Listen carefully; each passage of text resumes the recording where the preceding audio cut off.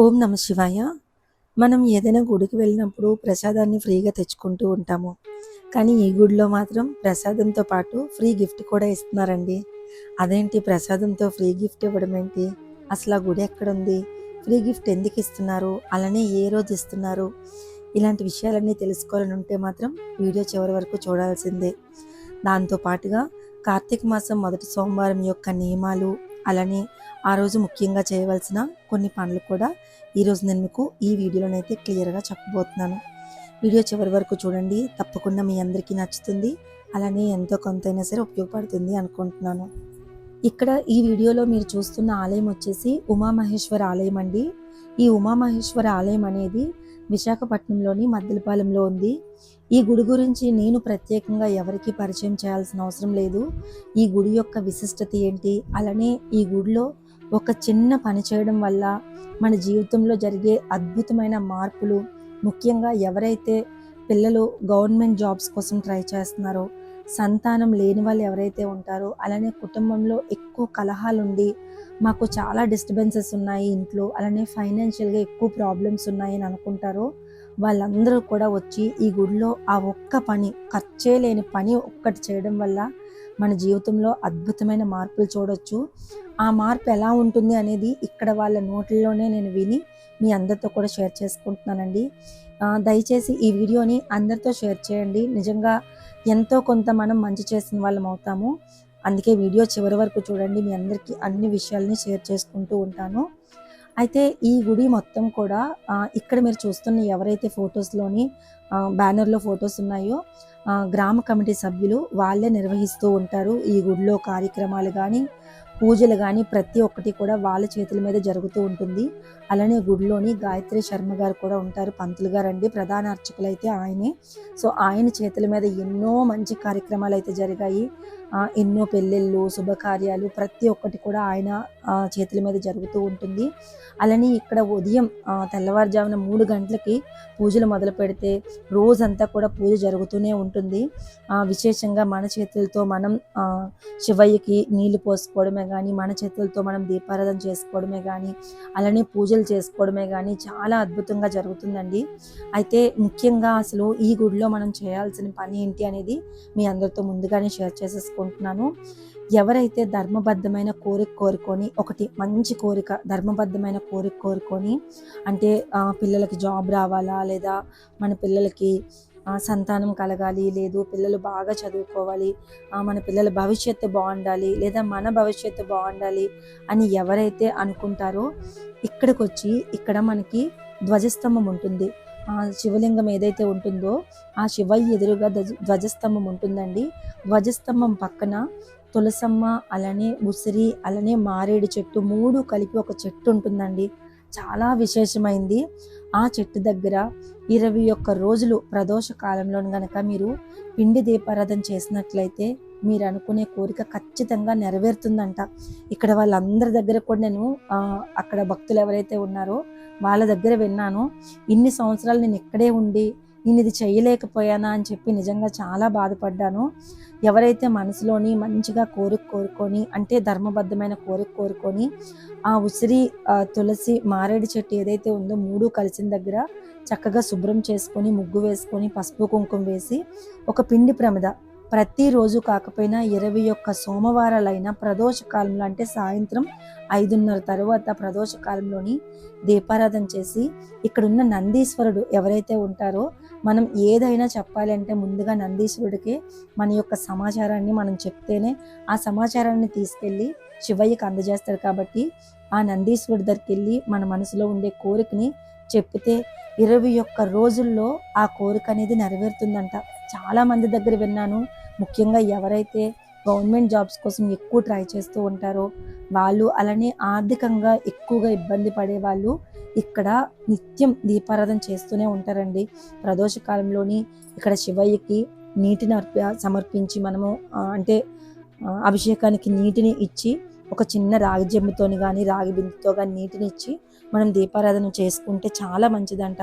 ఇక్కడ ఉండే గ్రామ పెద్దలు కానీ, అలానే గుడిలో ఎవరైతే ప్రధాన అర్చకులు ఉన్నారో గాయత్రి శర్మ గారు, ఆయన నోట్లో కానీ అందరి నోట్లో నుంచి కూడా ఇది విన్నాను. ఇదే కాకుండా ఇంకా చాలా మంచి విషయాలైతే వాళ్ళు చెప్పారు. అవన్నీ కూడా నేను నెక్స్ట్ వీడియోలో షేర్ చేసుకుంటాను. ఇక్కడ ఓన్లీ శివాలయమే కాదండి, సూర్యనారాయణమూర్తి దేవాలయం ఉంది, వినాయక ఆలయం ఉంది, అలానే నవగ్రహాలు ఉన్నాయి, ధ్వజస్తంభం ఉంది, చక్కగా తులసి చెట్టు దగ్గర నిత్యం పూజ చేసుకోవడానికి తులసి మొక్క ఉంది, అలానే కృష్ణుడిది టెంపుల్ ఉంది. ఇలా చాలా రకాల దేవాలయాలు కూడా ఉన్నాయండి. చక్కగా సాయంత్రం పూట వచ్చి మనం ఏవైనా స్తోత్ర పారాయణాలు, పంచాక్షరి, శివ పంచాక్షరి ఉంటుంది కదా, శివ పంచాక్షరి, లింగాష్టకం ఇవన్నీ చదువుకుంటూ అక్కడ దీపారాధన చేస్తే చాలా మంచిదంట. ఇకపోతే ప్రసాదం ఇస్తున్నారు, ఫ్రీ గిఫ్ట్ కూడా ఇస్తున్నారు అని అన్నారు కదా, అది కూడా ఈ గుడేనండి. ఏంటో అనుకుంటున్నారా? ప్రతి సంవత్సరం కూడా ఈ గుడిలోని శివాలయంలో, ఈ గుడి అనే కాదు ఏ శివాలయంలో కూడా ఇప్పుడు ఒక 200 కడితే ఒక కార్డు ఇస్తాం, ప్రతిరోజు కూడా మీ గోత్రనామాలతోని ఇక్కడ పూజలు అర్చనలు జరుగుతాయి అని చెప్తారు కదా అందరికీ కూడా. అది ఏ గుడిలో అయినా సరే ఉన్నదే. ఈ గుడిలో కూడా ఉందండి. 200 రూపాయల కార్డు కడితే మనము ప్రతిరోజు కూడా మన పేరు మీద అంటే మన గోత్రనామాలతో పాటు చక్కగా గోత్రనామాలు అన్నీ కూడా చదువుతూ అక్కడ పూజలు జరుగుతాయి. అదే కాకుండా కార్తీక సోమవారాలు 4 రోజులు, కార్తీక పౌర్ణమి, ఏకాదశి గడియల్లో కూడా చక్కగా కార్డు పట్టుకొని వెళ్తే మనకి ఎలాంటి టికెట్ కానీ ఏది లేకుండా ప్రత్యేకమైన పూజలు మన పేరు మీద జరుగుతూ ఉంటాయి. దాంతో పాటుగా ఆ కార్డు లాస్ట్ ఏదైతే ఉంటుందో పోల్స్వర్గం రోజు ఆ కార్డు పట్టుకొని వెళ్తే మనకి ప్రసాదంతో పాటు అంటే ఫ్రూట్స్ ఇస్తారు, స్వీట్ ఇస్తారు, చక్కగా కొబ్బరికాయ, అరటిపళ్ళు వీటన్నిటితో పాటు ఒక మంచి గిఫ్ట్ కూడా ఇస్తారంటండి ఫ్రీగా.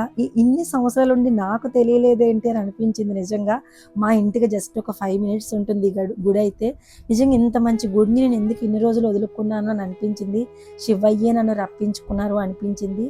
సో మీకు ఎవరికైనా కావాలి అనుకుంటే కనుక గుడి ఫుల్ డీటెయిల్స్ వీలైతే గూగుల్ లొకేషన్ కూడా నేను యాడ్ చేస్తాను ఇక్కడ డిస్క్రిప్షన్ బాక్స్లో. మీరు కావాలంటే చెక్ చేయండి. వచ్చి ఇక్కడ గ్రామ పెద్దలు ఉంటారు. మీరు 200 కట్టి రసీదుని తీసుకోండి, కార్డు తీసుకోండి.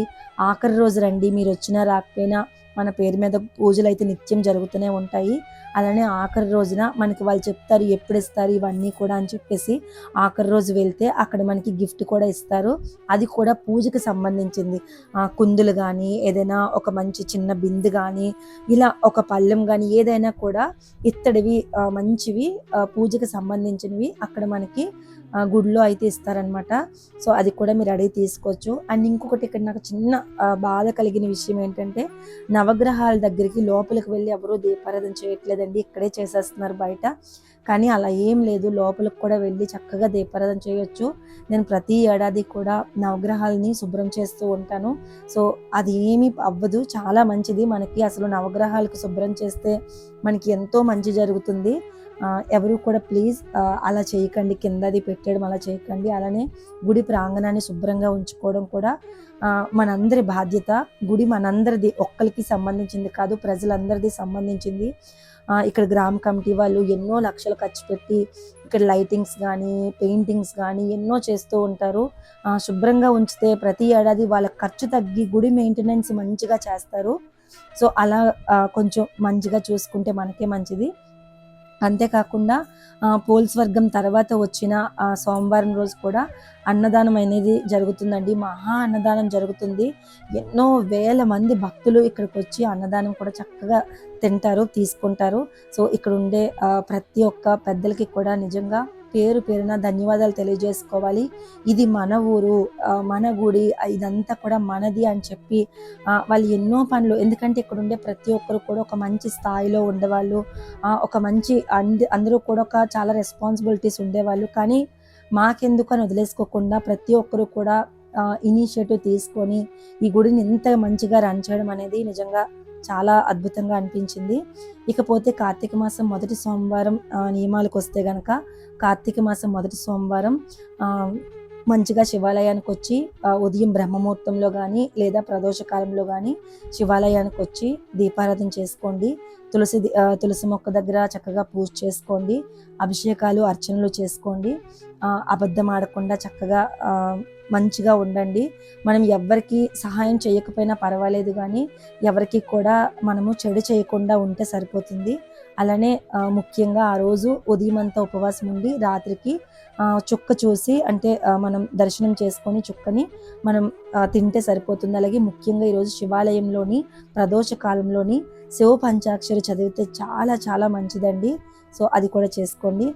అండ్ ఇక్కడుండే వాళ్ళలోని వైట్ షర్ట్ వేసుకున్నతను మా అన్నయ్యే, కజిన్ బ్రదర్ అనమాట. సో, ఆ అన్నయ్య చెప్పడం వల్లే నేను ఈరోజు ఈ గుడికొచ్చి నేను ఈ గుడిని ఇంత బాగా చూపించగలిగాను. నాకు చాలా బాగా సపోర్ట్ చేశారు. గ్రామ కమిటీ వాళ్ళే గానీ, పంతులు గారే గానీ, అక్కడుండే ప్రజలు గానీ అందరూ సపోర్ట్ చేశారు. ప్రతి ఒక్కరు కూడా వెళ్ళండి.